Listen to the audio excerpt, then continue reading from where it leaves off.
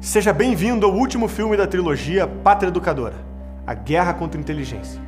Caso não tenha assistido aos episódios anteriores, o link está na descrição desse vídeo. Esperamos que você tenha aprendido bastante com o conteúdo que apresentamos até aqui. Toda essa base será muito importante agora. E lembrando, esse e os outros 2 episódios dessa trilogia estão disponíveis na versão completa com mais de 40 minutos de conteúdo adicional. Para saber como assistir a versão completa, assista essa introdução até o final. Você está prestes a assistir uma denúncia contundente à educação brasileira. Nesse filme, vamos mostrar como funciona o sistema educacional brasileiro, por que estamos nos últimos lugares dos rankings internacionais, como o dinheiro é gasto, quem são os responsáveis, como alfabetizam os nossos filhos, o que acontece nas universidades brasileiras e o que está prestes a acontecer com a nossa educação se não fizermos nada. Trabalhamos durante 1 ano, dia e noite, para produzir esse documentário. Dedicamos as nossas vidas para levar ideias, valores e sentimentos aos brasileiros. E se a gente conseguiu sobreviver até aqui, é porque existem pessoas como você que não esperam o governo resolver todos os nossos problemas. A Brasil Paralelo é 100% financiada por seus membros assinantes. Até aqui, cada membro foi responsável pelo despertar de 1000 pessoas que assistiram gratuitamente os nossos filmes. Fizemos isso com uma estrutura enxuta e uma missão gigante. Somos uma empresa formada por uma equipe de 20 pessoas que dedicam suas vidas para que todos possam assistir às nossas séries e documentários de graça. Alguns de nós saíram da sua cidade natal para enfrentar essa missão. Outros abandonaram as suas antigas carreiras. E tudo isso para produzir os documentários que já despertaram mais de 10 milhões de brasileiros. Sem dúvida, a trilogia Pátria Educadora é um marco na nossa história. Agora, se conseguiremos produzir novas séries ou não, depende apenas da sua decisão. Toda vez que lançamos um novo filme gratuito, confiamos que milhares de pessoas irão entender a importância de assinar a Brasil Paralelo. Se isso não acontece, não temos como fazer o próximo filme. Nós decidimos abrir o jogo com você. Nós temos uma meta muito importante para ser batida. Nós precisamos de 20 mil novos assinantes ativos para financiar as próximas produções desse ano que abordarão temas urgentes para o Brasil. Nesse exato momento, você está vendo o que está acontecendo na mídia. Temos muitos assuntos que precisamos tratar de forma urgente. Mas é você quem decide se teremos ou não o próximo filme. Não quebre essa corrente. Torne-se membro patriota da Brasil Paralelo com apenas R$10 por mês. Sua assinatura não é uma doação. Ela também concede acesso à versão completa da trilogia Pátria Educadora, com 40 minutos adicionais de duração, que acompanha um guia de estudos completo com as principais teses do documentário, um mapa mental e a lista bibliográfica. Fornece acesso ao nosso grupo de membros no Facebook e no Telegram e também permite que você participe de encontros presenciais espalhados por todo o Brasil. Além disso, todo mês você receberá um conteúdo inédito na sua conta. Eu garanto, você nunca pôde fazer tanto com R$10. E se chegamos nesse preço, é para que ninguém fique de fora. Caso não goste do conteúdo que você assinou ou mude de ideia por qualquer motivo que seja, tem 7 dias para solicitar o seu reembolso, sem precisar de nenhuma justificativa. É a sua decisão que vai permitir que a gente exista e continue trabalhando pelo futuro da cultura brasileira. Precisamos provar que é possível. Antes de começar o filme, pause agora o vídeo, clique aqui embaixo no link da descrição, conheça todos os planos da Brasil Paralelo e torne-se membro com apenas R$10. Muito obrigado por sua atenção e por honrar a nossa confiança. O nosso futuro está em suas mãos. Fique agora com o último episódio da trilogia Pátria Educadora e até breve.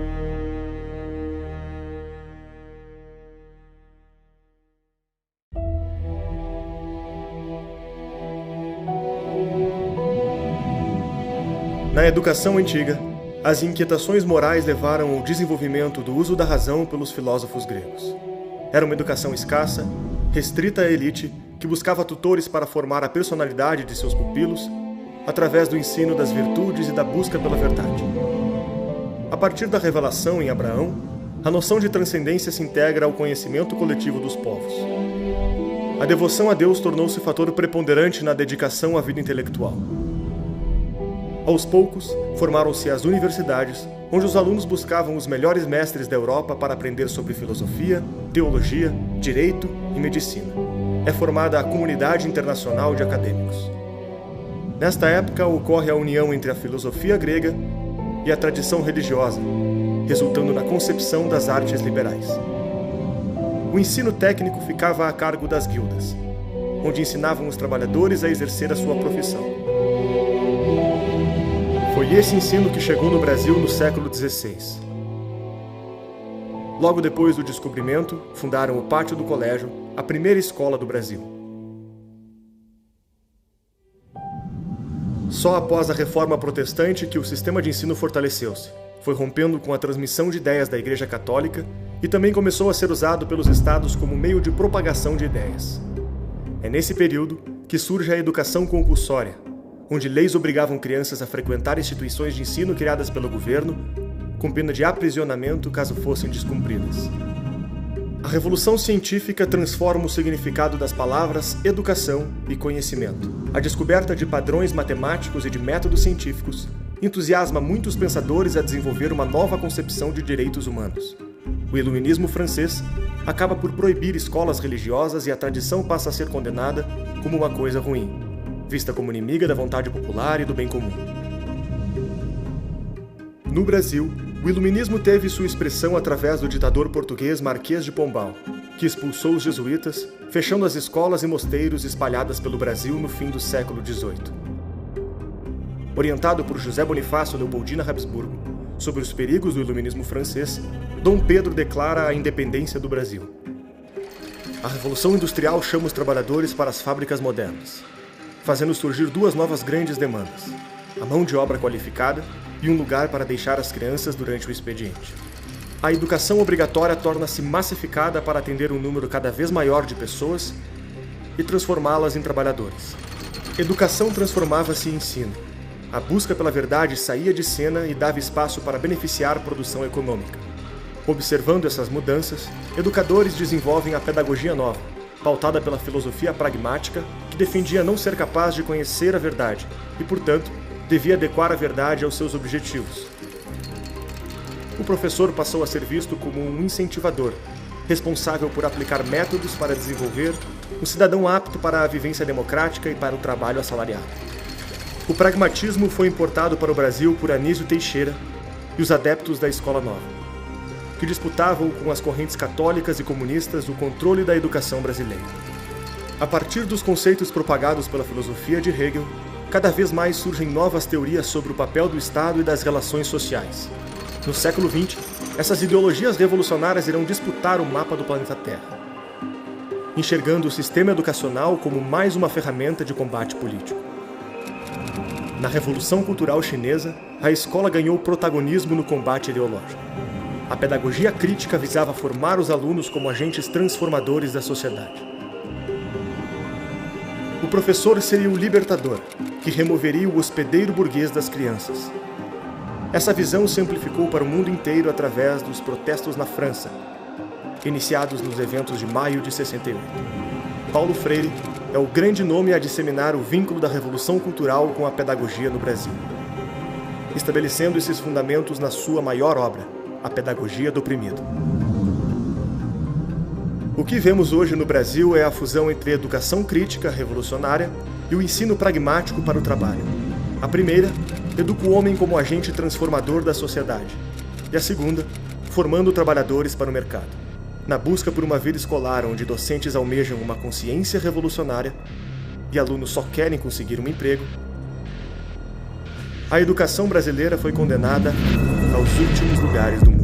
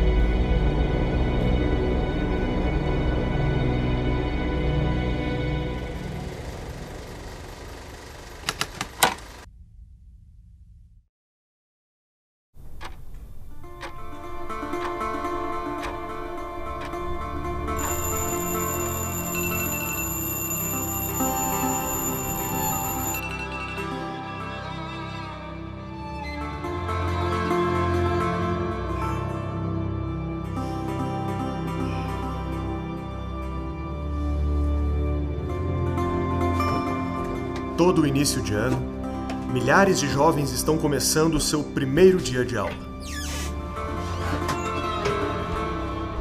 Só em 2018, foram registradas quase 50 milhões de matrículas em mais de 180 mil escolas brasileiras.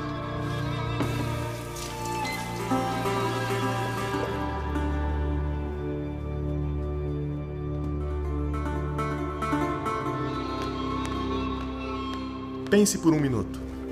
Todos que estão atravessando a escola, com a sua vida toda pela frente, um dia sairão de lá para serem atores do nosso mundo, criando, trabalhando, construindo, liderando empresas e até governos.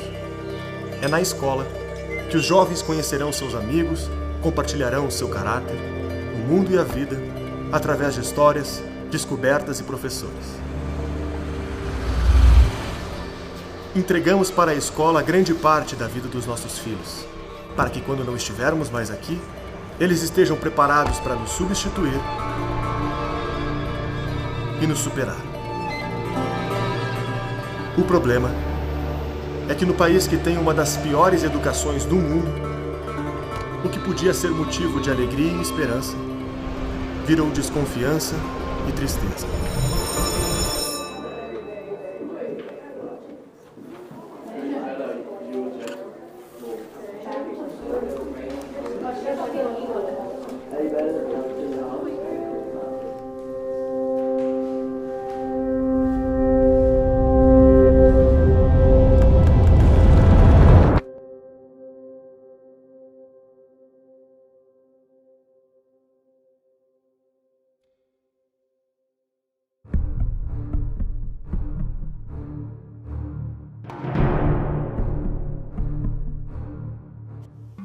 Olha, a educação brasileira é absolutamente um desastre na média. Na média é um desastre. Existem exceções, mas os números falam por si. Contra evidências, não tem argumentos. Não é que a gente está muito pior do que a Europa, a América do Norte, Canadá. Estamos piores do que Coreia, Japão. A gente está empatado com o Peru na última posição da América do Sul. É isso que o Brasil é. E nem aluno de escola de elite. Você pega classe social por classe social, o PISA deixa isso claríssimo. Classe social por classe social, o aluno brasileiro sempre perde de lavada, né? Que raio de sistema educacional que a gente montou. Não é possível entender os nossos índices negativos e o resultado das nossas pedagogias sem o complexo sistema composto por instituições, leis e cargos que controlam a educação brasileira. É na Constituição Federal do Brasil que tudo começa. No capítulo 2, está estabelecido o direito à educação, citado mais de 59 vezes durante a Constituição. Com altas taxas de analfabetismo e uma população jovem, o governo brasileiro decidiu criar um complemento aos direitos impostos pela Constituição. A Lei de Diretrizes e Bases da Educação, conhecida por LDB. Foi só em 1996, com Paulo Freire ainda em vida, que seus discípulos e companheiros políticos aprovaram a versão da LDB que hoje vigora no país, regulando desde as creches até a pós-graduação. Tanto no setor público quanto privado. Toda a educação brasileira é regulamentada direta ou indiretamente pelo Ministério da Educação. Fundado em 1930 por Getúlio Vargas, o MEC passou a ter um orçamento anual de mais de 100 bilhões de reais, coordenando objetivos educacionais e sendo o principal ponto de referência da educação nacional. O MEC é um colosso. Dos 600 mil funcionários do governo federal, 300 mil estão no MEC. Os controles, contratos, cada enxadada que você dá, você acha um cadáver aqui. A gestão da educação infantil, fundamental e média que acontecem nas escolas é feita pelas secretarias e conselhos. Essas secretarias e conselhos atuam em nível estadual e municipal. Nenhuma escola existe sem essa autorização, e as que existem são obrigadas a seguir as suas regras. Elas orientam e coordenam o sistema educacional através de pedagogias, tecnologias, questões técnicas e financeiras. Na segunda metade do século XX, o Brasil deu passos expressivos na universalização das matrículas. Mais de 99% das pessoas em idade escolar estão matriculadas nas escolas. Acontece que o problema da qualidade desse ensino nunca foi resolvido, nem enfrentado. Até 2019, o Brasil sequer topava participar do principal teste internacional para medir o analfabetismo funcional, o PIRLS. Com 3 meses de governo do PT, eu fui a um seminário em Brasília, patrocinado pelo MEC, que se chamava Avaliar para Quê? Um monte de gente, a claque toda pronta lá para corroborar uma mesa que botava em questão de maneira clara todo o processo de avaliação brasileiro. Se você falar, olha, é para alfabetizar o menino aos 6 anos, lendo 60 palavras por minuto, tem muito pouco espaço. É um tipo exato que todo mundo sabe o que tem que fazer. O professor tem que trabalhar mais, ninguém pode faltar, porque cada minuto conta, né, no aprendizado. Então você reduz a margem de manobra para os grupos que se apoderaram para a educação brutalmente, só que o custo, o capital político você tem que queimar, torrar, incinerar para fazer isso, é brutal, ninguém quer pagar esse custo. E é isso que explica o lado político de nós não termos feito esse investimento antes. Nós estamos já em 2020 e metade dessa população que está na escola desde os 4 anos, chega aos 8, ainda não sabe ler. Uma coisa simples. A performance educacional só é medida pelos testes internacionais quando o aluno já completou 15 anos e faz o teste do PISA. Quando chega a hora da prova, o resultado é claro. Quando eles criaram o PISA, era uma maneira de medir qual era o futuro da força de trabalho, né? Então, aos 15 anos, na maioria dos países da OCDE, terminava a educação obrigatória. Então, você, olha, vamos medir aqui, porque daí eu sei, ele pode fazer ensino médio ou não, né? Mas eu sei qual é o nível de preparo da mão de obra dos países da OCDE. Os alunos brasileiros, desde 2000, fazem o PISA e eles não evoluíam. A nota é daquelas de eletrocardiograma de morto, entendeu? A variação não é estatisticamente significativa. Quando discutimos o problema na sociedade, o argumento mais frequente é o da falta de investimento. Não sem motivo. O aluno do ensino fundamental recebe o equivalente a $3.800 por ano, 44% da média dos países da OCDE. O mesmo acontece no ensino médio. Gastamos 41% da média dos países desenvolvidos. Mas o problema não deveria ser a falta de recurso. O percentual do PIB brasileiro que sai dos cofres públicos para financiar a educação chega a ser de quase 6%, totalizando mais de 100 bilhões de reais. Esse número não está abaixo do padrão da OCDE, pelo contrário, é 30% maior que a média. A pergunta que fica é, por que gastamos tanto na educação brasileira e tão pouco chega no ensino de base? Da arrecadação aos alunos, o orçamento sofre fortes pedágios da administração pública. Os péssimos índices da educação brasileira não parecem ter assustado o Brasil nos últimos anos. A prioridade do orçamento brasileiro é outra frente da educação, as universidades. A educação superior ela recebeu muito mais investimento per capita já desde a ditadura. Havia uma percepção de que investir, educar a classe média para ter lideranças, para ter funcionários públicos de qualidade, que era importante. Tá? O Brasil nunca teve essa preocupação de educar a base. O ensino superior no Brasil, regulado pela LDB, é oferecido tanto pela iniciativa privada quanto pelo Estado. São 299 instituições públicas e 2.238 privadas. Ambas passam por uma grave crise. Infelizmente, somos um anão científico aos olhos do resto do mundo. O governo do PT priorizou o investimento no ensino superior. O orçamento foi triplicado, saindo de 17 para 51 bilhões. O número de mestrados e doutorados aumentou em mais de 300%, mas os resultados desse dinheiro e dessas pesquisas não vieram. Importante lembrar que tudo isso é decorrente de uma decisão que nós tomamos. Ou seja, eu não esqueço nunca de dizer para os meus ministros, quando se tratar de educação, eu não quero que vocês utilizem a palavra gasto. Educação é investimento. É por isso que nós triplicamos o orçamento de 33 bilhões para 104 bilhões. Junto com o Lula, triplicamos os investimentos em educação. Por isso, tem de gastar dinheiro com educação. Não há milagre. Então, o que aparece nas propagandas da esquerda, que domina a grande mídia, assessorias de imprensa das universidades? É isso, que as nossas universidades estão entre as que mais produzem artigos no mundo. Isso é verdade. Só que eles vendem quantidade como se fosse qualidade. A USP está a 8ª melhor universidade do mundo. Isso é uma mentira. A USP ela não é a 8ª melhor, é a 8ª maior. Eu não tenho nada contra a USP, eu estudei na USP, fiz parte do meu doutorado na USP. Agora, a gente tem que falar a verdade. Se a gente quer curar uma doença, o doente ele tem que ser informado da sua doença. É o que acontece na universidade brasileira. Ela está doente, muito doente.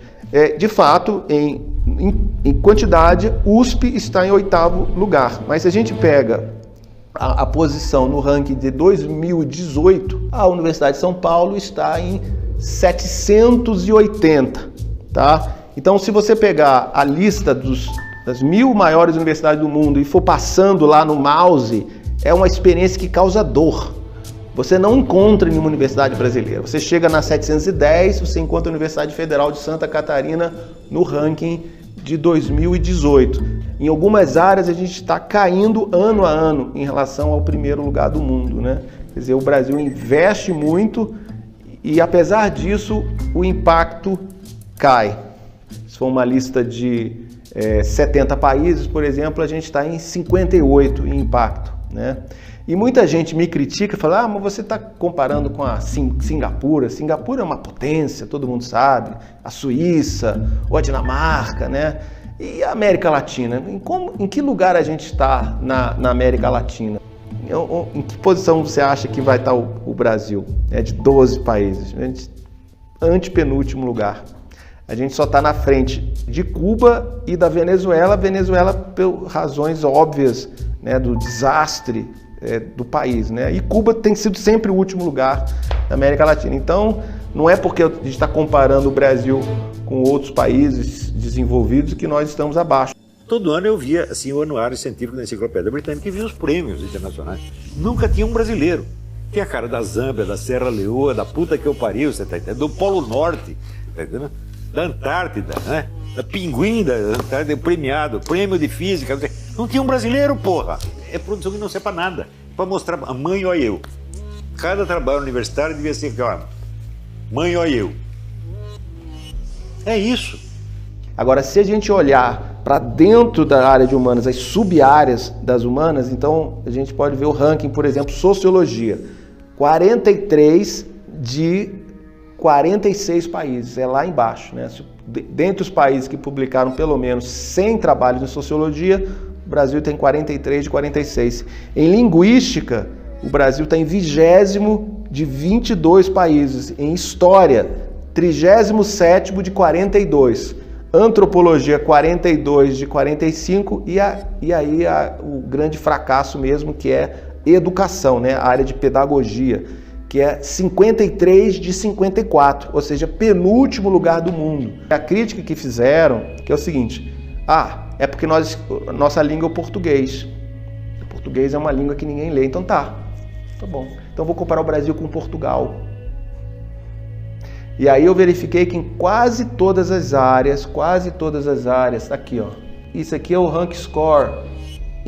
Olha, Portugal tirou 7, rank score vai de 0 a 10, nota 7. Brasil, 0,2. Linguagem. Portugal tirou 4, Brasil meio. Antropologia, 7, Portugal, Brasil 0,8. Direito, 7,6, 7,5, Brasil 0,2. Educação tirou Brasil 0, o último lugar do mundo. Isso dado de 2017. Quer dizer, nós somos o mesmo povo, Brasil e Portugal. A dificuldade de você traduzir um trabalho acadêmico brasileiro para o inglês é enorme. O que será que essa pessoa quis dizer aqui? É a maneira do educador brasileiro escrever, que tem um pouco, aí voltamos ao Paulo Freire, emular aquela pseudo-poesia, né?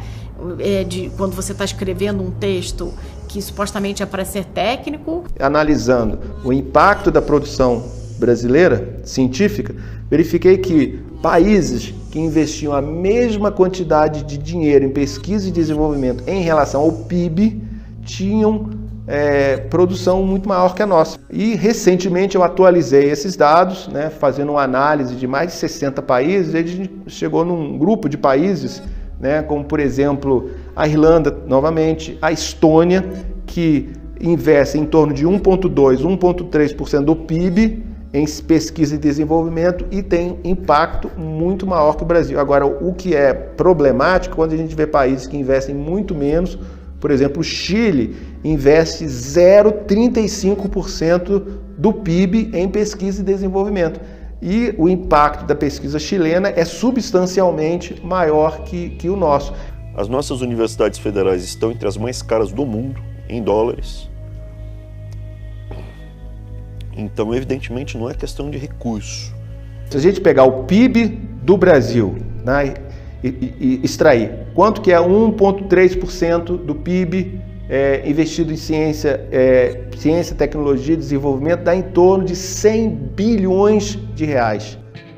Quando procuramos nas plataformas de pesquisa, fica fácil encontrar exemplos de trabalhos ideologicamente enviesados, pouco lidos e pouco citados. Muitos apresentam pautas que os brasileiros jamais imaginariam que foram financiadas pelo dinheiro público. Na Universidade Federal da Bahia, uma estudante apresentou uma tese questionando se sapatos têm sexo, referindo-se às metáforas de gênero de lésbicas de baixa renda. Na mesma universidade, outro estudante teve seu mestrado financiado para produzir uma pesquisa autoetnográfica, analisando a prática de sexo oral entre homens dentro do banheiro de uma estação de trem. O valor da bolsa foi de R$20 mil do dinheiro público. Na Universidade Federal de Juiz de Fora, um dos temas aprovados pelo mestrado foi Por onde andam os gogoboys de Juiz de Fora? A produção científica brasileira internacionalmente não existe. Ela simplesmente não é mencionada. Ninguém lê esta merda. E vai ler para quê? Para perder seu tempo? O prejuízo que as universidades dão ao Brasil são muito maior do que a corrupção, né? Você pega todos os roubos de dinheiro público, a universidade é pior. A linguagem academicista e romantizada esconde o vazio e a promiscuidade do financiamento estatal. Uma vasta quantidade de trabalhos acadêmicos vão desde categorias pornográficas até a relativização da pedofilia. Enquanto o sistema público privilegia produções acadêmicas que não contribuem com as demandas sociais, áreas de vital importância ficam em segundo plano. Uma coisa que me chama a atenção é a quantidade de vagas destinadas para ciências sociais. Eu não estou nem falando da infinidade das ciências humanas, mas sim das ciências sociais. Aqui na Universidade Federal do Rio Grande do Sul, da onde eu sou egresso, são 100 vagas para o curso noturno e 60 vagas para o curso diurno. São 160 vagas por ano. E aí tu vai perguntar, pô, Conrado, mas que bom que tem muitas vagas, eu fico muito feliz também. O problema é que é discrepante em relação a outros cursos, por exemplo, engenharias, tem 20 vagas, algumas delas, engenharia de alimentos, engenharia de energia, né? A gente questiona tanto a importância da energia hoje, tem 21 vagas. Engenharia hídrica, o Brasil, o maior recurso natural é a água, 21 vagas. Odontologia, noturno lá, 21 vagas. Até curso de fonoaudiologia, 21 vagas. Biotecnologia, 20 e poucas vagas. Biomedicina, 20 e poucas vagas. E aí nas ciências sociais nós temos 160 vagas. Por que disso? Na minha visão, a parte mais triste disso é que entram 160 estudantes a cada ano e se formam muito pouco. Na proporção da formatura das ciências sociais, tem diversos cursos junto ali, relações internacionais, história, filosofia, ciências sociais. No ano passado se formaram 60. Não só das ciências sociais, de toda a gama das ciências humanas, só 60. Desse universo geral que a gente conta aí, com quase 500 estudantes que entram por ano, 10% conseguem chegar no final, dentro de uma seriação. O que me choca nesse ponto também é saber o porquê disso, porque é dinheiro alocado. Quem são essas pessoas egressas que saem dali? O que eles fazem? Que ponto que eles trazem pra gente, pra nós enquanto nação? Afinal de contas, a universidade pública é dinheiro público. Na minha visão, o que a gente tem ali é uma grande manutenção dos partidários da esquerda. Porque porque eles estão estudando, nunca se formam, recebem bolsas, o investimento é maciço nesse setor e estão formando professores que fazem a continuidade desse pensamento. Mas se você olhar hoje em dia, o que você precisa para você entrar numa faculdade superior, uma universidade, né? Em função do resultado na prova do Enem, né? Se você não tiver, digamos, 600 pontos, você não consegue entrar numa universidade pública, mas você consegue entrar na faculdade de pedagogia. Né? Então ela começou a recrutar um pessoal, né, que chega com um capital cultural muito limitado. O maior problema é que nós tivemos professores mal formados e estes professores eles não estão capacitados para nos levar a um novo salto intelectual, um novo salto de qualidade na formação de alunos. Normalmente esses cursos, eles têm um argumento, que é aquela nota final que tem que entrar, né, muito baixo. Por exemplo, as ciências sociais, a densidade do curso noturno é 1,60. Eu me pergunto, para aí, a cada 3 candidatos, 2 vão entrar? Não são nem 2 pessoas concorrendo por uma vaga. Para mim, tem muitos cursos, cara, que me parece que a pessoa está fazendo só para justificar para o pai que está estudando. O custo de cada universitário brasileiro é de quase $15 mil por ano. Isso significa que, mesmo estando nos últimos lugares de todos os rankings que medem a qualidade da graduação e da pesquisa científica, continuamos investindo no 16º universitário mais caro do mundo.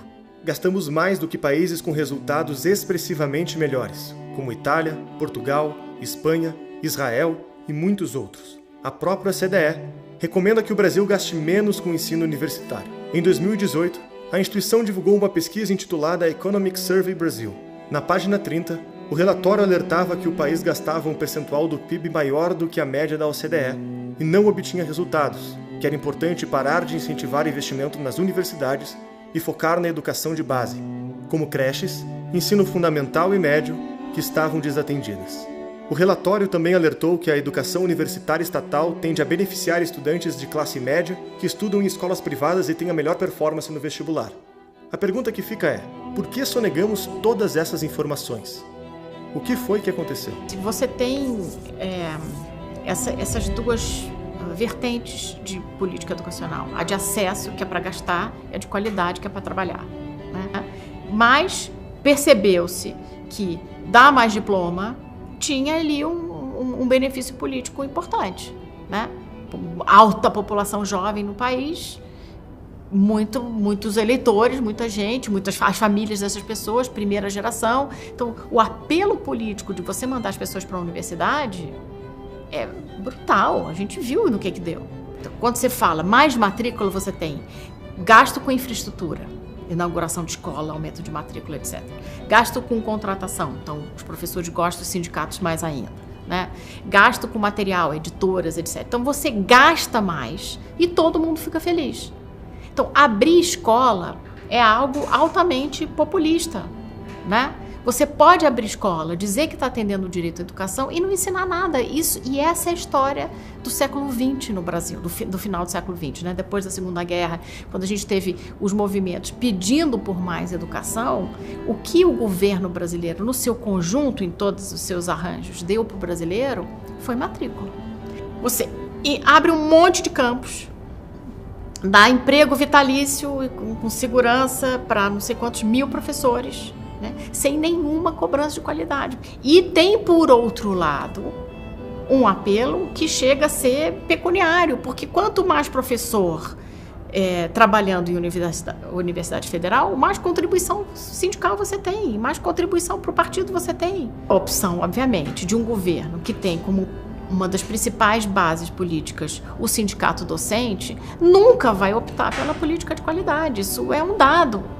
Para universalizar o acesso à universidade, o governo criou o FIES, um programa que fornecia financiamento de até 70% do valor de cursos superiores, desde que houvesse um fiador para garantir o pagamento. Durante o governo Lula, o plano foi ampliado e flexibilizado. Em 2010, o FIES já cobria 100% do valor do curso e não pedia mais garantias. O novo fiador seria um fundo do próprio governo, que emprestava o dinheiro e também era o garantidor de crédito. Ou seja, o que nós fizemos? O governo passa a ser fiador. O Banco do Brasil empresta os recursos e o governo passa a ser o fiador, e por isso que o FIES passou um programa de sucesso internacional que eu acho que não tem nenhum país do mundo com o sistema de financiamento e com o sistema de garantia que o Brasil oferece hoje aos estudantes. Entre 2010 e 2013, o número de inscritos no programa aumentou 448%, e o custo do FIES saiu de 1 bilhão para quase 14 bilhões de reais. Mas o volume de matrículas na rede privada só aumentou 13%. Por quê?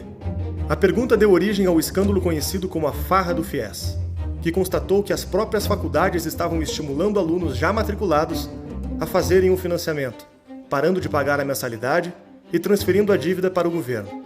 Para o aluno, era financeiramente vantajoso. Para a faculdade, eliminava o risco de inadimplência. Para o governo, aumentava sua popularidade. O sistema estava montado. O PT também destinou mais de 3 bilhões de reais para o ProUni, onde não era necessário devolver o dinheiro, e 13 bilhões para o Ciências Sem Fronteiras, que financiava estudantes viajando ao redor do mundo. As grandes empresas educacionais cresceram exponencialmente durante o período. O Grupo Croton, que atingiu o cargo de maior empresa de ensino superior do mundo, saltou a sua receita líquida de 734 milhões para 5 bilhões de reais. Dos 3 milhões de estudantes que participaram do FIES, 2,8 milhões ainda estão em débito com o governo federal.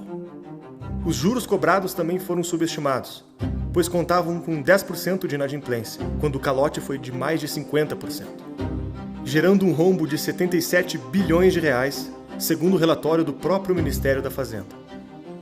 A dívida depois que essas pessoas ficaram, né, a frustração de continuar sendo balconista, apesar de ter um diploma de direito, etc e tal, a gente está vendo agora o que também, né?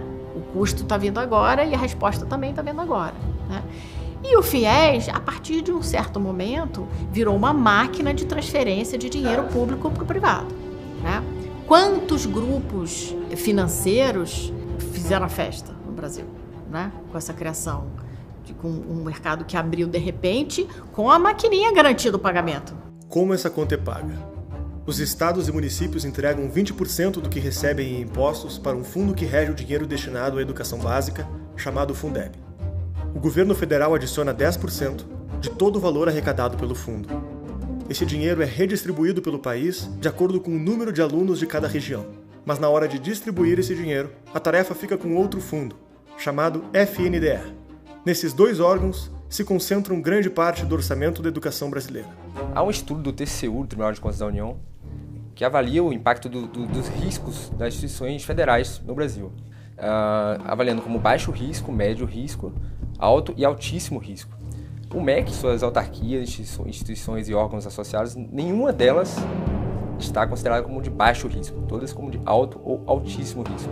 Especialmente a FNDE, que é uma espécie de banco do MEC que distribui os recursos da União para estados e municípios.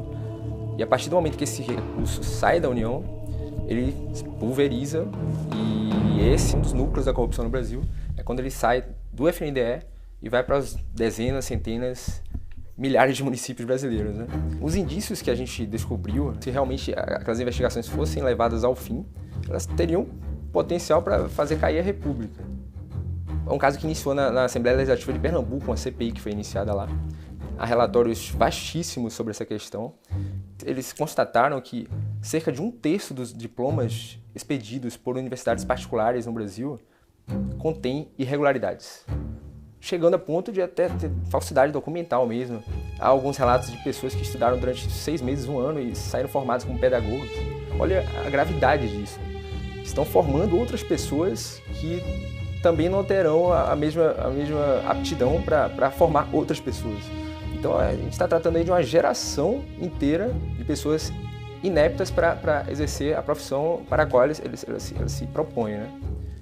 Então é um número muito grande, são mais de 500 mil diplomas expedidos nessa condição.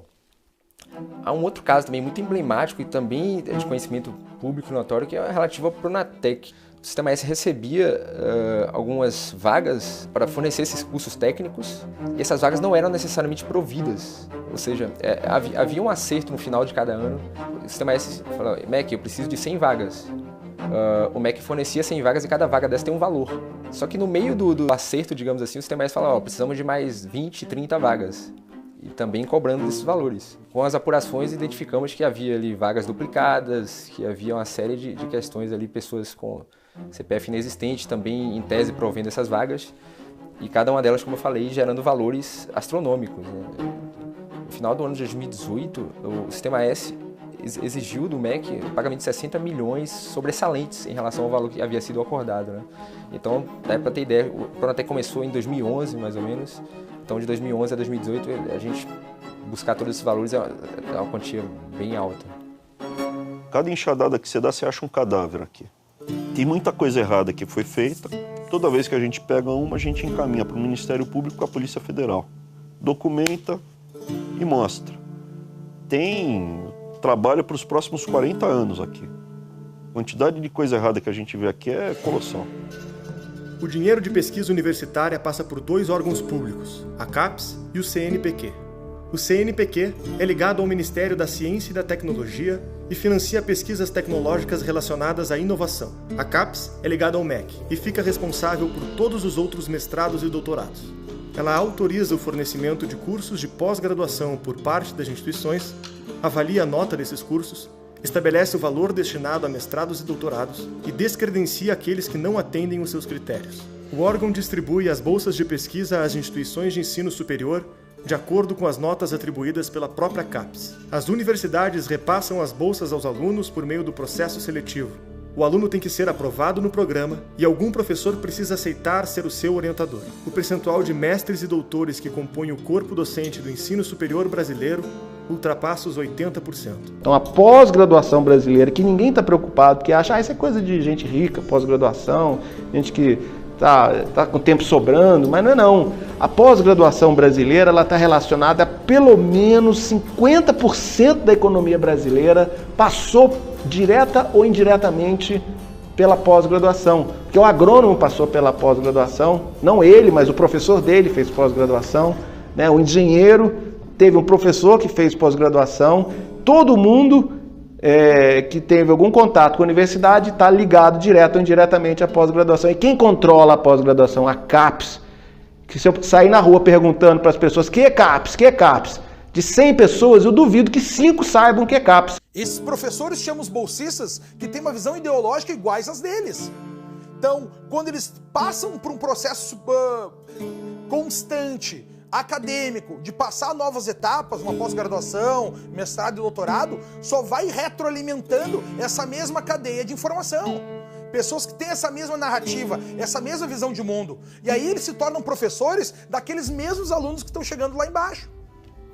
Tudo aquilo que um político quer que você pense, você vai acabar pensando. Tudo aquilo que um político enxerga como algo que a massa precise seguir, obedecer, a massa vai seguir e obedecer, porque ela troca a sua autoridade ultrapassada, reacionária, como por exemplo a sua família, a sua religião, assim por diante, e entrega de mão beijada a um professor. Não vai nem conseguir ser um arquiteto ou qualquer coisa do tipo, não vai conseguir ter uma profissão que eram consideradas profissões liberais, que você aprendia em oficinas, porque você vai ter uma documentação nacionalizada, uma burocracia centralizada regulando esta profissão. Então tudo se torna político, toda a sua ideia de verdade se torna política, toda a produção intelectual ela é regida por burocratas e políticos. Porque o sujeito sendo aprovado no mestrado e doutorado, ele entra no corpo docente. É a porta de ingresso para a geração seguinte. Então, quem domina, vamos dizer, a aprovação de mestres e doutores hoje, domina o corpo docente dos próximos 30 anos e, portanto, o estado cultural inteiro do país. Não é isso? Então, eu desafio me mostrar teses universitárias anticomunistas, né, aprovadas em qualquer universidade brasileira nos últimos 50 ou 60 anos. E digo categoricamente, não existem. Então isso foi totalmente excluído. Isso o anticomunismo é proibido. Portanto, você é anticomunista, você já está excluído, né, dos bem-pensantes.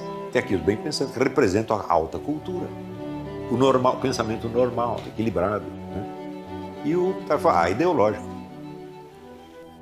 O que a gente fala hoje como uma grande autoridade intelectual é a produção do diploma, é a era dos diplomados, dos universitários. Quer dizer, você pode ter a melhor ideia do mundo.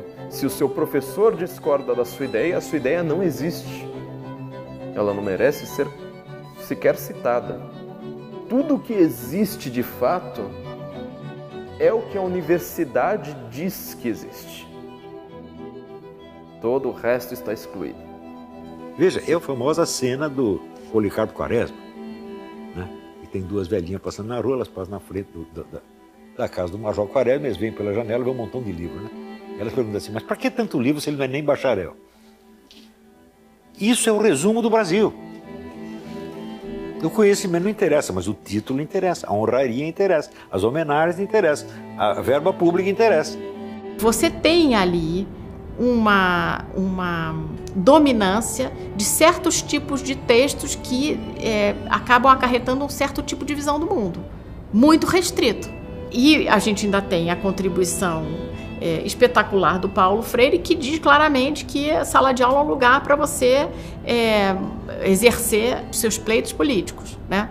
A sala de aula é para libertar as pessoas, sim, mas é libertar através do conhecimento. Essa, pelo menos, é a minha visão. O conhecimento liberta, né? E não a panfletagem. Então, tudo isso forma um caldo que é escondido, digamos assim, por uma ideologia ou escondido por uma narrativa, mas que tem algo acidental, que é você ganhar um diploma sem trabalhar muito, e algo intencional, que é, bom, vamos utilizar esse monte de gente aqui para fazer avançar uma certa visão de mundo. Quando houve aquele surto de invasões de escolas no Brasil, centenas de escolas foram ocupadas por adolescentes que subitamente resolveram entrar para dentro do colégio, passar um ferrolho na porta e dizer, isso aqui é propriedade nossa, a escola é nossa. Quando algum fotógrafo conseguia bater uma foto lá de dentro, normalmente tinha alguém mais idoso sentado conversando com os alunos. Sempre tinha um professor lá dentro fazendo a cabeça, organizando sua militância. O que é isso? Foi o que aconteceu comigo. Eu tinha inclinação para questões políticas ali no início do ensino médio, lá 15 anos, e rapidamente professores e militantes me cooptaram. E eu, sem uma base intelectual prévia para resistir àquilo, eu fui pelo caminho errado.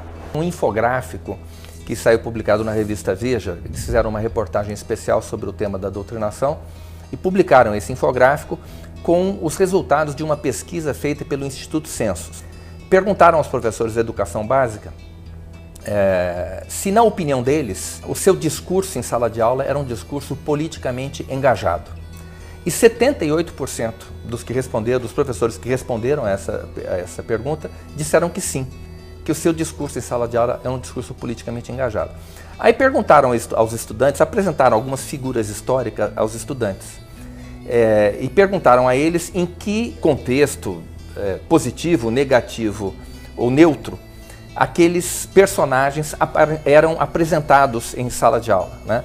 Os personagens, o primeiro que chamava a atenção, na época, 2007, era Che Guevara. E os alunos, 84% dos alunos, se eu não me engano, disse que Che Guevara aparecia em contextos favoráveis, né? Com uma visão favorável.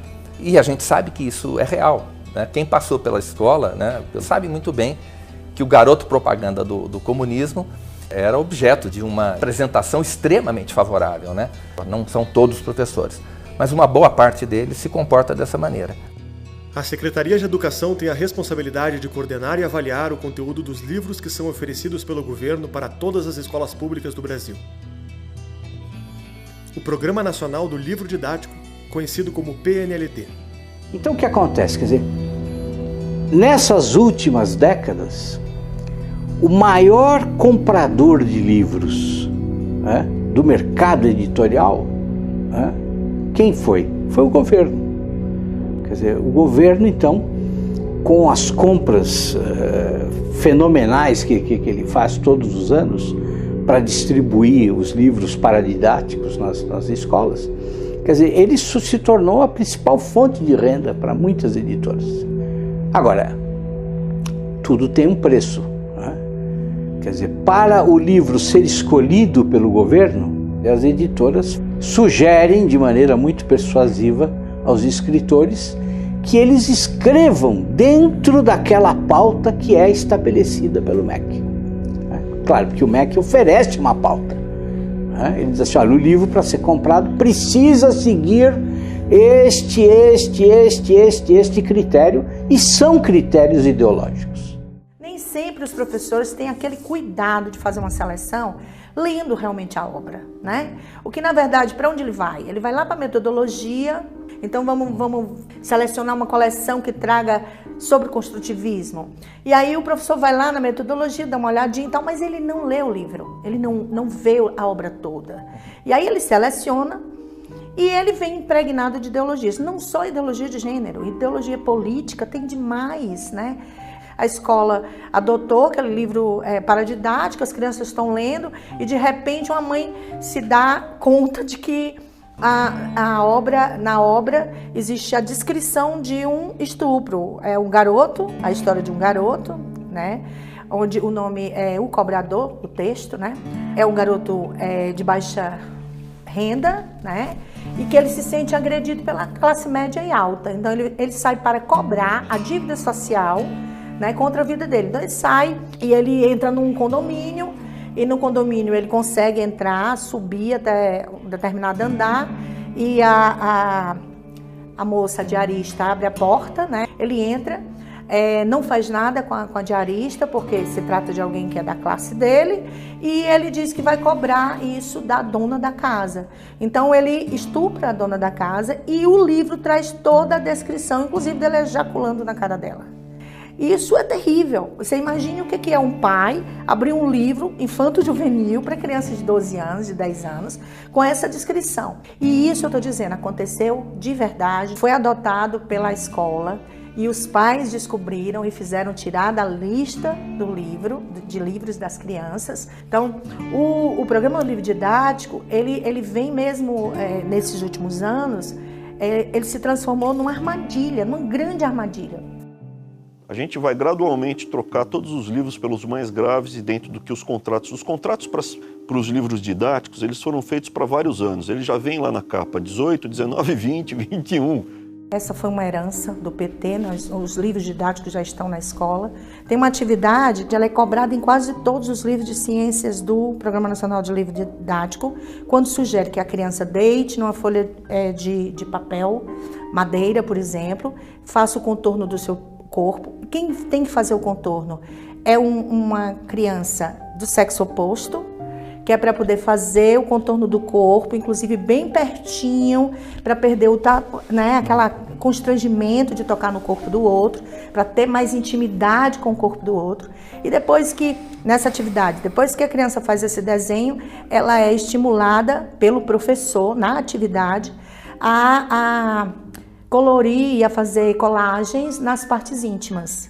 E a criança tem que escrever os apelidos das partes íntimas. Em outras palavras, alfabetizar a criança a partir do nome das partes íntimas. Então a criança começa a se sexualizar.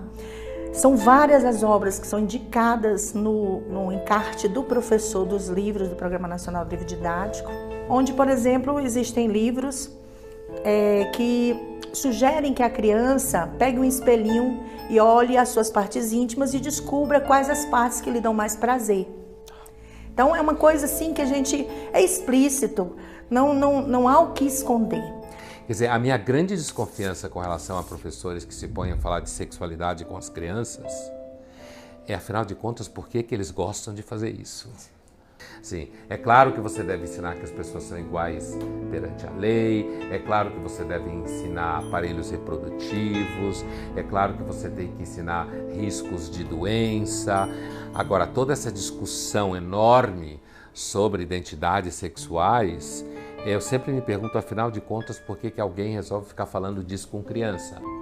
Encontraremos dinâmicas como, por exemplo, a chamada massinha, que é aplicada para crianças e que tem como grande objetivo uma dinâmica escolar em que os alunos, com massas de modelar, eles irão formar os órgãos reprodutores de homens e mulheres. Este grupo e precisamente este trabalho, o Sexo Aprende na Escola, ele é dedicado a Paulo Freire. E ele foi orientado por Paulo Freire. Infelizmente, histórias como essas não são exceção nos livros didáticos brasileiros. Um dos casos mais emblemáticos é o da coleção Nova História Crítica, escrita por Mário Schmidt. Distribuída aos alunos das escolas públicas e aderidos por muitas escolas privadas durante quase uma década. Da 5ª à 8ª série, a obra com explícita propaganda ideológica foi utilizada como principal livro didático. Logo na página 14 da 5ª série, o livro compara senhores de escravos com a atuação da polícia. A provocação retorna várias vezes ao longo do livro, afirmando que os manifestantes de esquerda são reprimidos e que os policiais aplicam a regra do olho por olho e dente por dente. O caso não é isolado. Textos elogiando o MST, conteúdos enaltecendo Mao Tse-tung, tabelas em defesa do socialismo e constante propaganda revolucionária duram até as últimas páginas da 8ª série. Ao final de cada capítulo é apresentado o quadro Reflexões Críticas, propondo que os professores façam debate sobre esses temas na sala de aula. Você não tem nem a história tradicional espelhada, você só tem a visão crítica, ela já vem deturpada e sempre vista sob um viés revolucionário e de esquerda. Em 2008, a coleção foi reprovada pelo MEC e retirada de circulação. Não apenas por conta do seu conteúdo, mas também por uma nova lei que passou a obrigar os autores de livros didáticos a terem curso superior completo. E Mário não conseguiu provar que era formado em História. Schmidt nunca deu entrevistas e poucas são as informações encontradas sobre ele na internet. Não há nem mesmo fotos ou redes sociais. Até 2016, uma das poucas informações possíveis de encontrar ao pesquisar seu nome era uma filiação ao PT disponível no site FiliaWeb. Tendo somente o governo brasileiro como comprador, o autor vendeu cerca de 10 milhões de cópias no Brasil. Eu tenho 35 anos de sala de aula. Passei da educação infantil até a pós-graduação, em todos os níveis. E a gente perceber a infância sendo ameaçada da forma como ela tem sido nas últimas décadas, principalmente durante esses governos do Partido dos Trabalhadores, né, deixa com que qualquer professor, né, que realmente deseje que a educação tenha qualidade, fique estarrecido. Mães que chegaram para mim com os olhos marejados dizendo: eu perdi minha filha.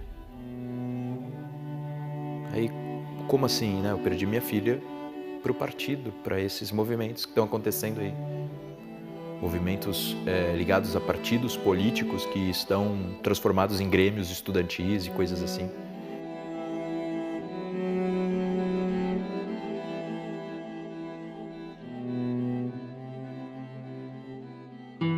No âmbito universitário, existe uma perseguição ideológica feroz. Ao contrário de ser esse ambiente plural, democrático, que a esquerda diz, apregoa, isso não é verdade. E como a universidade nos últimos anos vem se afastando dos anseios da sociedade, muitos professores relatam casos de perseguições ideológicas. Quem ousa ser conservador, ou pelo menos não de esquerda, ele está fadado a ser massacrado no ambiente universitário, um assassinato de reputações, uma guerra declarada contra aqueles professores que ousam pensar de forma diferente. Esse assédio ele passa por algumas estruturas. Ele começa primeiro através do silêncio, através de um bom dia que você não recebe, mas depois esse assédio se dá de formas mais ativas. Eles fazem assédio moral, ameaçam, alijam do processo universitário. Por exemplo, se um professor quer uma bolsa, né, ou quer uma verba para pesquisa, eles boicotam, eles não deixam que esse pesquisador consiga tal verba. Ele é cortado, a verba é cortada, as horas, aulas são cortadas para aquele professor. Aí tem gente que perdeu praticamente 80% do seu salário, porque passou a dar menos horas aula. Jogam os alunos contra os professores, fazem representações administrativas ou jurídicas contra esses professores, perseguições jurídicas, perseguições no âmbito administrativo, até mesmo coação física, em alguns casos coação física mesmo. De não deixar o professor sair da sala, dizer que ele só saía dali num corredor polonês, ou que ele ia apanhar quando saísse, fazendo exigências, né? Com a conivência da reitoria, em alguns casos. Em 2010, 37 reitores de universidades federais lançaram um manifesto chamado Educação, o Brasil no Rumo Certo.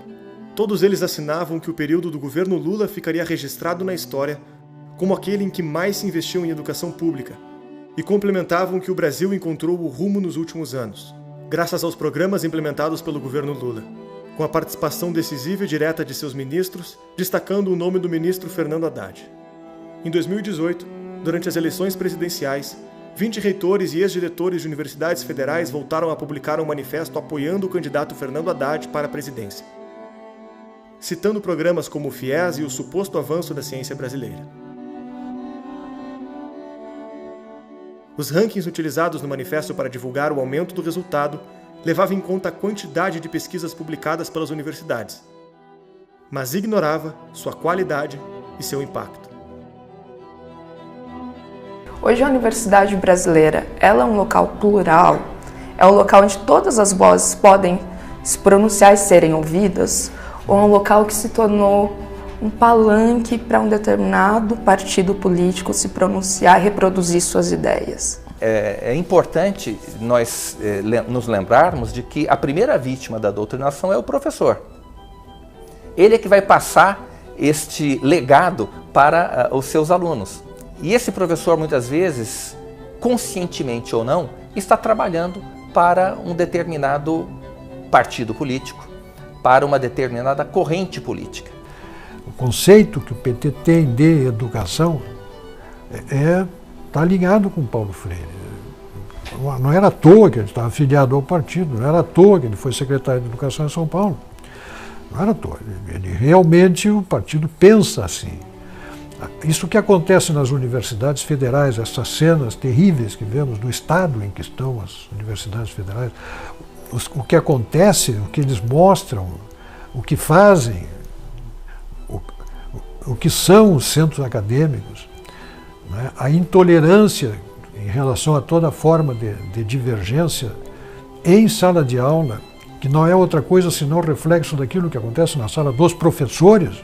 E aí vem os relatos que se recolhem cada vez que se aborda esse assunto, corroborando uma realidade que é triste.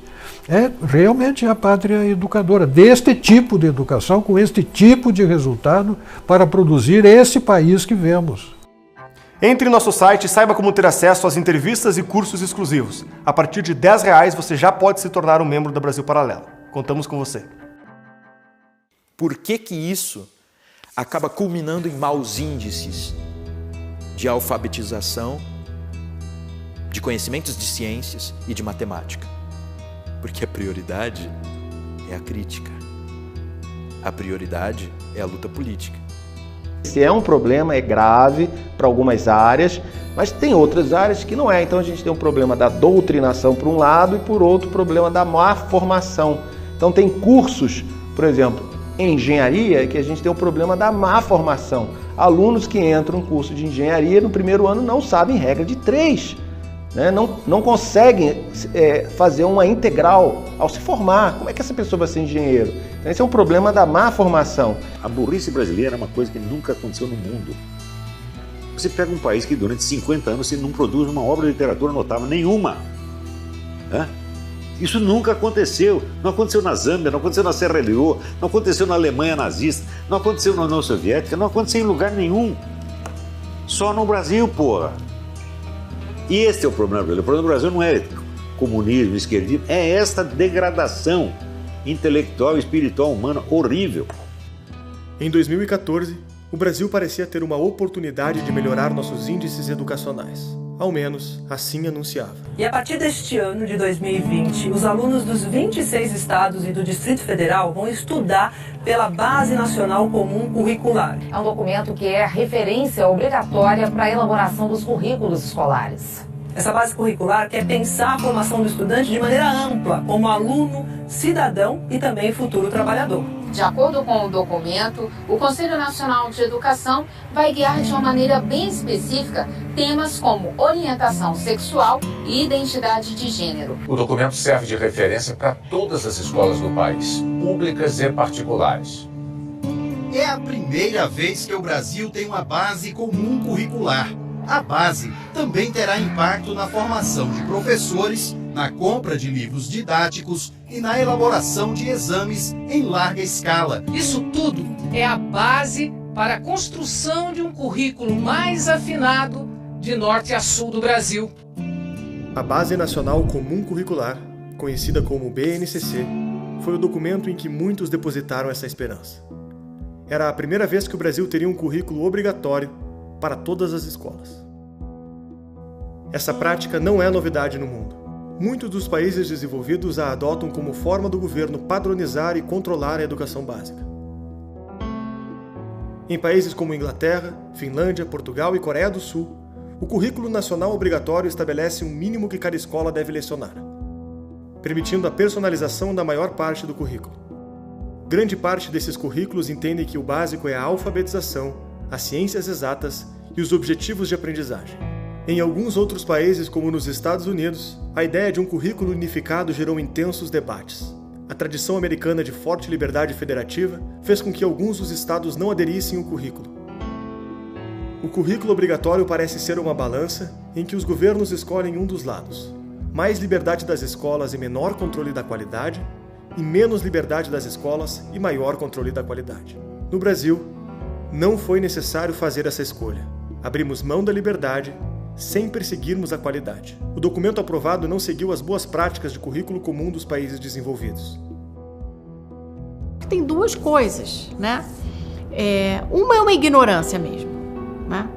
Fazer o currículo é uma das coisas, um currículo bem feito, das coisas mais difíceis que tem, porque você tem que conhecer muito bem a disciplina e organizar a estrutura, como você descreve o desenrolar daquela disciplina para um professor, para ajudar ele no planejamento, de uma maneira muito detalhada. Quando você olha um documento de um país desenvolvido, e esse exemplo, eu volto ao exemplo de ler com fluência de 60 palavras por minuto no primeiro ano, você olha em volta e fala, olha, acabou. Então, fulano, que está há 40 edições vendendo o livro que nunca vai chegar nesse padrão, vai deixar de vender, né?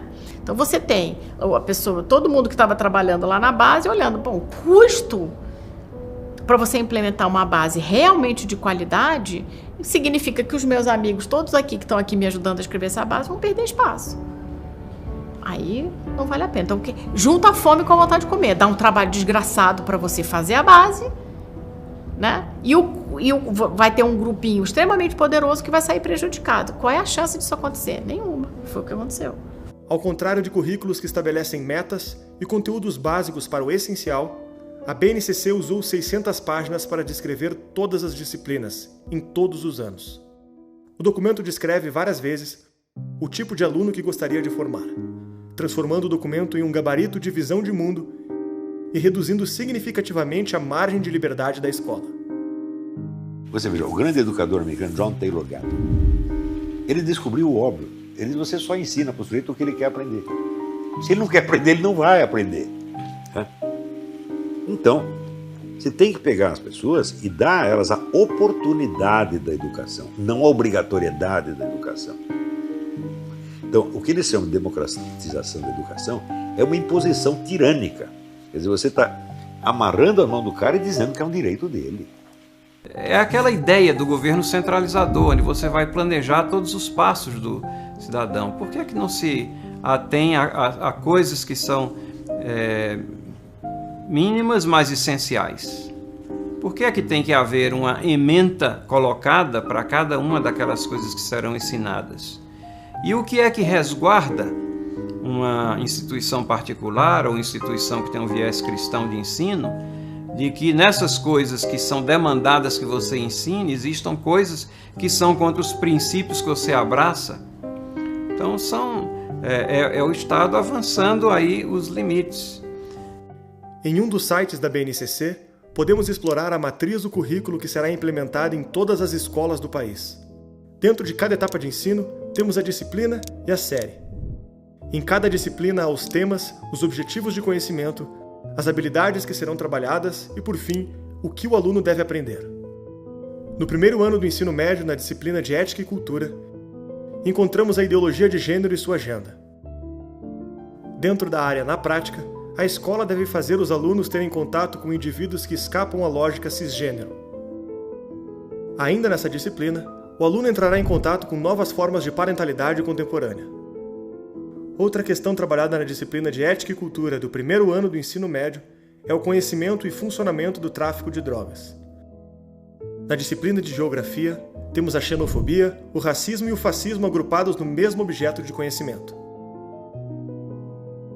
Assim como nos livros pedagógicos de Mário Schmidt, a atuação da polícia militar e o genocídio negro aparecem lado a lado.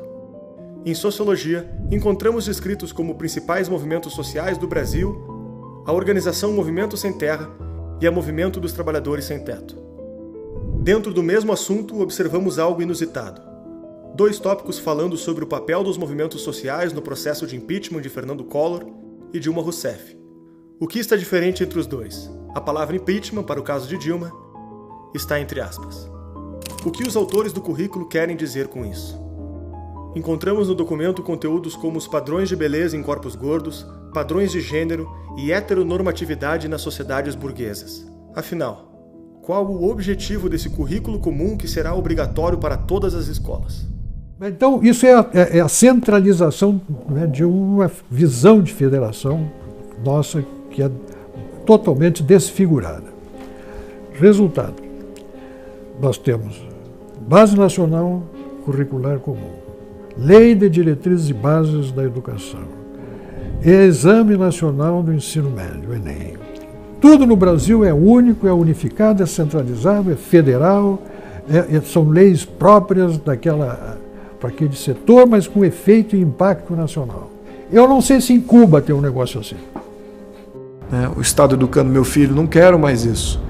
Não quero doutrinas de Estado ou orientações de Estado, não quero... quero ele livre, quero ele um pensador livre. E o Estado falha tremendamente nessa entrega. Não é do interesse do Estado um pensador livre. O meu maior medo como pai não é que a minha filha aprenda que Che Guevara foi bom. Se ela aprender isso, ela vai chegar em casa, vai conversar comigo, eu vou dizer para ela que é mentira, vou mostrar para ela que é mentira. Eu não estou preocupado com isso. Agora eu estou preocupado que ela não tenha uma consciência individual, que ela não tenha um eu desenvolvido ao ponto de ouvir aquilo e duvidar, e vir falar comigo, e ir atrás, ou ir atrás por si só, ir atrás por ela mesma. O papel da escola é ensinar a ler, a escrever. Você ensina a escrever, ensina a fazer conta, ensina a química, ensina a física. Quando você vê uma criança de 2, 3, 4 anos fazendo algazarra na rua, se atirando no chão, você fala que criança mal educada. Quem educa é a família. Nos conteúdos que temos em comum com o currículo de países desenvolvidos, também não seguimos as boas práticas. Usamos metas pouco claras, não temos objetivos quantificáveis e os prazos são mal definidos para as metas educacionais. Tudo isso afastou o currículo brasileiro de casos bem-sucedidos como Finlândia, Coreia do Sul, Inglaterra e Portugal. Países que usam com sucesso o currículo comum para progredir nos índices internacionais, descrevendo suas metas e seguindo um modelo que abandonamos. E aí você lê os documentos de Portugal e encontra lá os indicadores de fluência para cada ano. Tá? As crianças têm de ler uma quantidade específica de palavras, palavras isoladas por minuto, pseudo-palavras e textos. A má formação criou um problema cíclico. Os novos pedagogos não estão aptos para educarem os novos alunos. E os novos alunos não estão sendo habilitados para serem bons pedagogos. Nossos alunos não conseguem ler, compreender e muito menos interpretar um texto de 10 linhas. Na educação, tudo começa pelo ensino da leitura e da escrita. Então, como podemos discutir seriamente o que as crianças estão aprendendo se no Brasil cerca de 55% dos alunos do terceiro ano do ensino fundamental, né, não têm conhecimento suficiente em leitura? Ou seja, nós estamos diante de um quadro em que os alunos não aprendem a ler. Então veja, primeiro você precisa, na educação, consolidar a aprendizagem da leitura. Primeiro, a criança aprende a ler para depois ler para aprender. O problema piora quando chegamos no método utilizado para alfabetizar as crianças. Um assunto que tem rara atenção da mídia e do debate público, mas exerce importância definitiva na vida de todos nós. Aprender a ler é um dos pilares da nossa sociedade. Embora o objetivo seja declarado como prioridade, e nesse caso, esquecemos de olhar para o como. O como pode ter consequências desastrosas. Pesquisas apontam que se uma criança não aprender a ler adequadamente até a primeira série, há 90% de chances de que ela continue a ser uma leitora pobre até a quarta série, e 75% de probabilidade de ter baixa escolaridade. Grande parte dos métodos de alfabetização usados no Brasil tem origem na filosofia construtivista, com influência da alfabetização ativista defendida por Paulo Freire. Métodos como palavração, sentenciação, método global e letramento defendem que a alfabetização deve priorizar o sentido e o contexto das frases e textos inteiros. Esses métodos lecionam diretamente através dos significados, interpretações e críticas, com a proposta de facilitar o aprendizado. Já os métodos mais tradicionais, como o fônico e silábico, consideram que antes de capturar significados e contextos, o aluno deve aprender as menores unidades linguísticas, os grafemas, os fonemas e as sílabas. Qual é o consenso científico sobre o ensino e aprendizagem da leitura e da escrita? É que nos sistemas de escrita alfabéticos, naqueles países cujo sistema de escrita é alfabético, a melhor forma de ensinar crianças, jovens e adultos a ler é por meio da explicitação das relações entre grafemas e fonemas, entre letras e sons. Porque isso é uma exigência do próprio sistema alfabético de escrita. O alvo do sistema alfabético são os fonemas. O nosso português é uma língua fonética, ela se pronuncia como se escreve, praticamente, poucas exceções. Enquanto que países que têm uma linguagem atroz, como a Finlândia, que as palavras parecem sopas de letrinhas, de consoantes, onde houve uma carência de vogais lá, e eles utilizam o método fônico com extremo sucesso. Esses países que têm se destacado no teste, eles começam a alfabetização bem cedo, exatamente porque se utilizam de uma metodologia diferente daquela que é aplicada aqui no Brasil. Então essa é uma área que precisa realmente ser revisitada para que a gente possa progredir na esfera educacional. Para resolver esse confronto, o governo americano organizou um grupo de notório saber para investigar as melhores práticas de alfabetização. O estudo demonstrou que a adoção do método fônico é altamente eficaz, com ampla vantagem para o aprendizado das crianças. A pesquisa foi utilizada de base para o programa de alfabetização dos Estados Unidos e inspirou outros currículos comuns ao redor do mundo. Se de um lado, estudos validam o método fônico, do outro, não podemos dizer a mesma coisa. Métodos como o global ou semiglobal, que buscavam associar palavras e frases inteiras com significados e contextos, são alvos de duras críticas. Esses métodos ganharam força com a ideia de educação progressista dos anos 70, quando defendiam que a escola oprimia crianças e precisávamos de um aprendizado desrepressor. Com o tempo, a ineficácia do método tornou-se comprovada e até mesmo desastrosa. O neurocientista francês Stanislas Dehaene, autor do livro Os Neurônios da Leitura, demonstrou que esse tipo de alfabetização ativava áreas do cérebro que não eram as responsáveis pela leitura. Não se tratava de alfabetização, mas de uma ilusão que as crianças sabiam ler por associarem palavras com imagens. A demonstração definitiva veio com a mensuração dos resultados. No final da vida escolar, crianças que aplicavam as práticas de aprender através do sentido das palavras obtinham péssimos resultados quando comparadas com alunos alfabetizados por métodos tradicionais. O efeito desse resultado fez com que a França proibisse o uso desses métodos para alfabetizar crianças. Mas a essência desses métodos e a filosofia construtivista ainda persistem com outro nome: letramento. O letramento é um componente da alfabetização nascido na Califórnia, de um movimento intitulado Whole Language. A proposta era adicionar nos métodos de alfabetização uma ideia muito parecida: aprender a ler do todo para a parte, com base em textos e não com consciência fonética, dando valor à função social da linguagem e à realidade do aluno. Esse movimento virou lei pelo estado da Califórnia, que aplicou a metodologia em todas as escolas, levando a um desastre educacional. O estado que estava nos primeiros lugares dos Estados Unidos em leitura, em pouco tempo passou para os últimos lugares. O mesmo aconteceu em Israel, fazendo as universidades fecharem os centros de letramento. Se na Califórnia e em Israel o fracasso foi prontamente identificado e corrigido, no Brasil, décadas de estragos educacionais causados pelo construtivismo parecem não ter sido bastante para afastá-lo do nosso sistema educacional. Quando o Brasil começou a desenhar a Base Nacional Comum Curricular, dispensou não só grande parte dos estudos vigentes e seus cases, também dispensou o quórum de notório saber. A BNCC foi discutida entre pressões políticas, sindicatos, fundações e populismo. O resultado foi deixarmos o componente fônico em segundo plano e a prioridade ficou para o letramento, termo que aparece 51 vezes na BNCC e foi importado dos experimentos ideológicos fracassados por Magda Soares, que admite defendê-lo em conjunto com a visão de Paulo Freire. O motivo da vantagem dos métodos tradicionais é simples. Imagine que você é um programador. Você precisa programar um site. Se você tiver uma imagem clara na sua cabeça sobre como deve ser esse site, basta escrever na linguagem da programação e você irá chegar no site imaginado. Para que o site saia exatamente como pensou, precisa dominar os componentes da linguagem para manuseá-los e conseguir chegar no resultado imaginado. A mesma coisa acontece com a música, que também é uma linguagem. Se você quer expressar uma melodia e compô-la do zero, como fazer? Você precisa conhecer as notas musicais para colocá-las na ordem e no tempo correto e chegar no resultado desejado.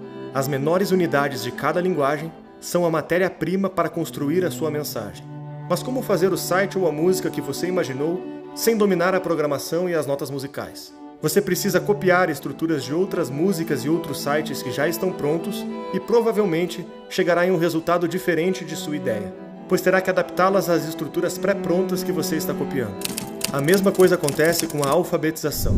Sem dominar os grafemas, os fonemas e as sílabas que compõem a linguagem, você não domina um idioma e não está livre para se expressar do zero. A sua capacidade ficaria comprometida. Em vez de usar os recursos disponíveis no seu idioma para costurar a melhor forma de expressar suas ideias, você precisa adequá-las a um conjunto limitado de significados e expressões que você aprendeu anteriormente. Este é o motivo da briga dos métodos tradicionais da alfabetização contra os métodos que ganham espaço no Brasil a partir de Paulo Freire. É aqui que entra a importância de ler os clássicos da literatura. Hoje em dia, apenas propor essa leitura pode gerar incômodo. A educação brasileira acostumou-se com a ideia de que essa é uma prática elitista e desnecessária. As principais correntes pedagógicas praticadas no Brasil defendem que o aluno deve se alfabetizar a partir de textos informativos, que contextualizam-no na sua condição de mundo. Quando olhamos nos testes internacionais, o resultado é diferente. No mesmo exame do PISA em que ficamos nos últimos lugares em leitura, o relatório demonstra que alunos que leem obras ficcionais têm um resultado 12 vezes superior do que os alunos que trabalham com textos informativos. Alunos que leem obras ficcionais várias vezes por semana também têm um desempenho 3 vezes maior do que aqueles que leem com menos frequência. Os testes deixam claro, textos ficcionais são mais importantes no aprendizado que textos informativos. A gente ouve muito essa expressão, temos que combater o eurocentrismo. O que quer dizer isso em termos práticos? É tirar do cânone os clássicos gregos, os clássicos da Idade Média, temos que democratizar o currículo. O que é democratizar o currículo? É facilitar o currículo, é baixar o nível do currículo. Uma coisa que eu vi muitas vezes ser repetido, aquela educação antiga e tradicional, ela é enganadora. Ela é má, ela é rígida, e ela é elitista e ela é dominante. Ela é das classes dominantes para submeter as classes dominadas. E aí você vai a Portugal e encontra obras clássicas no primeiro ano do primeiro ciclo, no segundo ano, no terceiro ano e assim por diante. Então uma criança em Portugal, né, numa escola pública, lê Ulisses, lê as fábulas de Esopo, lê ou isto ou aquilo de Cecília Meirelles no segundo ano. Eles dizem que as crianças devem ler textos clássicos porque os textos ficcionais, as narrativas ficcionais, elas exigem muito mais da memória de trabalho do leitor. Porque ao ler um texto, uma narrativa ficcional, você precisa memorizar uma série de elementos para acompanhar aquela narração. Então, as características da personagem mudam de uma página para outra, de um capítulo para o outro, o cenário, enfim. Há mudanças contínuas, uma série de elementos que precisam ser armazenados para que você acompanhe a história. E esses leitores vão ser bons compreendedores de textos, tá? Muito mais do que aqueles leitores especializados. Você não pode educar uma pessoa com base em textos científicos. Não é possível isso, porque texto científico, por definição, tem correspondência bionívoca entre signo, significado e referente. Você tem um vocabulário estabilizado, né? Os significados uniformes e permanentes. Ora, a linguagem corrente não é assim. Você tem a sutileza, você tem a mudança de significado conforme o contexto, e é nesse tipo de leitura que você tem que treinar. Se você aprendeu a ler lendo o livro científico, você vai ser analfabeto funcional para sempre. Você tá entendendo? A ciência, claro, a ciência é difícil de aprender, mas a linguagem científica ela é mais simples do que a linguagem corrente. Está entendendo? Porque é sempre correspondência bionívoca, é a linguagem uniforme, né? É unicensas, tudo tem um sentido só, um sentido estabilizado igual para todos. Você não pode aprender a ler com uma coisa dessa. Você está entendendo? Agora, se você vai ler Shakespeare ou Balzac, opa, a coisa não é assim. Cada linha, né, o sentido das palavras muda, adquire outra ressonância, você tem outro contexto. E é este treinamento da variedade de situações e variedade de intenções subjetivas, isto que é aprender a ler. Lembra que falamos lá atrás de imaginar um site ou uma música?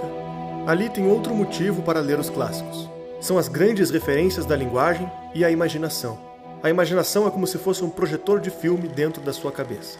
Quando você escuta uma história, lê um livro ou pensa em algo, ela projeta esses códigos tentando construir uma imagem nítida para quem pensa. Quanto mais nítida for a imagem, mais aprimorada é a competência de imaginar. Livros que apresentam o uso do idioma de forma sofisticada não só fazem uma musculação cerebral desse projetor, como estimulam a memória, as diferentes aplicações de expressões e palavras, apresentam as nuances do idioma, sofisticam a interpretação e ensinam um aluno a utilizá-lo da melhor forma. Os grandes clássicos são os grandes cases de cada idioma. É lá que a linguagem encontrou a menor distância entre a escrita e a experiência. Eles elevam a nossa imaginação, tornando-nos capazes de aprimorar nossos sonhos, nossas virtudes e nossas competências. Quanto mais eu sei, mais eu sou. Adoro dizer isso. Mas é uma variação do Wittgenstein, que já dizia que os limites da minha linguagem são os limites da minha existência. São os limites do meu mundo. O que é essa linguagem? É a capacidade de aprendizado. É o que eu sei e o que eu faço com o que eu sei. Essa é a beleza do conhecimento. Isso nos faz especial, isso nos faz ir adiante, isso nos faz perseguir a resolução dos problemas. Inteligência para a medicina é capacidade de resolver problemas. E aí eu tenho que chegar diante dos problemas e dizer, quem vai resolver isso? Sou eu. Chamar a autorresponsabilidade para mim, que está tão danificada nos dias de hoje. Todo mundo quer terceirizar a responsabilidade. Todo mundo passa a responsabilidade para o seu inconsciente, para o seu comportamento, para os seus genes, para as suas sinapses cerebrais. Agora tem que tomar um remedinho, que a culpa da minha sinapse não é minha. A culpa é tua. Se tudo isso pode ser considerado um ponto importante desde o início do aprendizado, mais na frente o problema se agrava. Deixa de ser apenas individual e começa a ser social. O analfabetismo funcional impacta grande parte dos brasileiros. Mas o que é analfabetismo funcional? Termo muito utilizado e pouco explicado. O idioma é composto por uma trindade. O signo, que é a palavra que remete a uma ideia, por exemplo, um lápis. O significado, que é a definição dessa palavra. E o referente, que é a coisa existente, o que ela se refere no mundo, o lápis concreto. O analfabeto funcional tem profunda deficiência em correlacionar esses componentes. Ele tem 3 principais dificuldades. Primeira, ele pode conhecer a palavra e até mesmo a sua definição, mas se vir o fenômeno real na sua frente, sente dificuldade de correlacioná-los. Por exemplo, uma pessoa que conheça a palavra inveja, mas quando alvo de inveja ou invejando alguém, não é capaz de correlacionar as coisas, ou talvez aplique mal as palavras, chamando de inveja fenômenos diferentes, que não correspondem com o seu significado, como medo, raiva e admiração. Esse sintoma impede a boa compreensão de textos e até mesmo a interpretação do que outras pessoas dizem, fazendo tomar conclusões erradas sobre a mensagem que está recebendo. Segundo, o analfabeto funcional também pode ser incapaz de fazer o contrário, converter os referentes, as experiências reais do mundo, em signos insignificantes, não conseguindo se expressar através da fala e da escrita. Esse sintoma é responsável por intensa turbulência na vida pessoal e profissional, confinando as experiências, ideias e percepções da vítima dentro dela mesma. Na incapacidade de se comunicar adequadamente, o analfabeto funcional fica preso dentro de si. E o problema mais grave: em função dessas duas deficiências, o indivíduo não consegue navegar pela linguagem, nem utilizá-la para compor a sua forma de se expressar. Resta copiar o uso de signos insignificantes que ele assiste os outros utilizarem, mesmo que desconheça o referente. Ao longo do tempo, o analfabeto funcional desenvolve uma histeria. Na incapacidade de ir do mundo real aos símbolos, e dos símbolos ao mundo real, ele passa a descartar a necessidade do referente, da própria realidade. A partir desse momento, ele está apto a acreditar no que diz e no que escuta, mesmo que não diga respeito a nada concreto. A substituição da realidade por signos vazios faz com que eles sejam preenchidos como crenças, fundindo-se à sua própria personalidade. E quando algo confronta qualquer coisa que ele diz ou pensa, sente que a sua estrutura de crenças está sendo atacada. O sujeito não entendeu o que ele está lendo.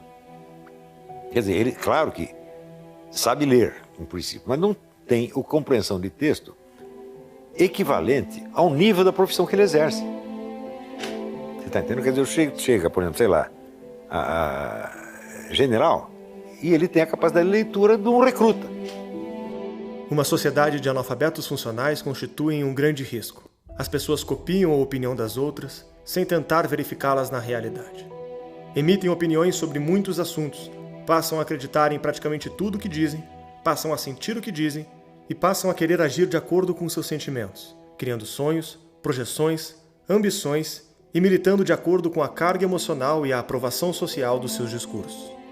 Uma vez que as pessoas estão cada vez menos aptas a dizer alguma coisa sobre a realidade, elas estão mais indefesas para aderir ao primeiro movimento político que exige delas alguma ação que faça sentido, alguma ação que tenha um conteúdo emotivo, que dê algum sentido para a vida. Podemos pegar palavras presentes no debate público para dar exemplos. Instituições, democracia, fascismo. Muitas pessoas as usam sem saber o que são. Aqui essas palavras de fato se referem. Como se organizam no mundo concreto, qual o histórico e os agentes que as envolvem, e o que as diferenciam de fenômenos semelhantes, ou até mesmo completamente diferentes. Muitas dessas pessoas nem sequer têm familiaridade com essas ideias, mas as articulam por mera imitação. Interpretam os discursos de acordo com a carga emocional que as palavras carregam, e persistem em menosprezar ao que elas estão amarradas.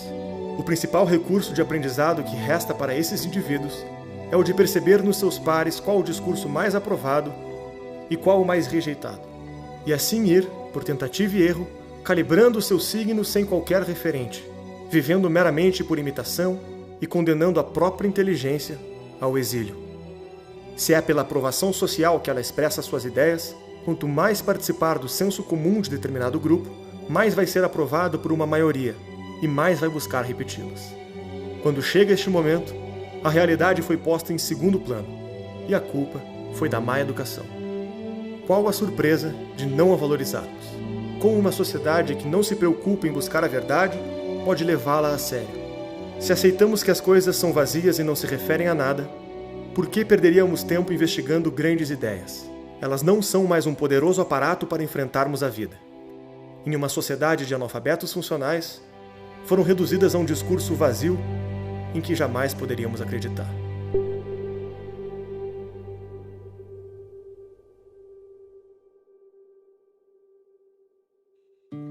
Esse episódio que você acabou de assistir foi o último capítulo da trilogia Pátria Educadora. Esperamos que você tenha gostado. Lembrando, assista a versão completa e livre de propaganda com mais de 40 minutos de conteúdo extra. Basta se tornar um membro patriota da Brasil Paralelo. Para produzir a série que você está assistindo agora, foi necessário investir mais de R$2 milhões, o trabalho árduo de mais de 20 pessoas durante um ano.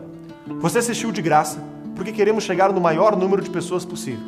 E temos a confiança de que uma pessoa como você, que assistiu o conteúdo até o final, está consciente do assunto e pode investir em cultura. Nós contamos e precisamos de você.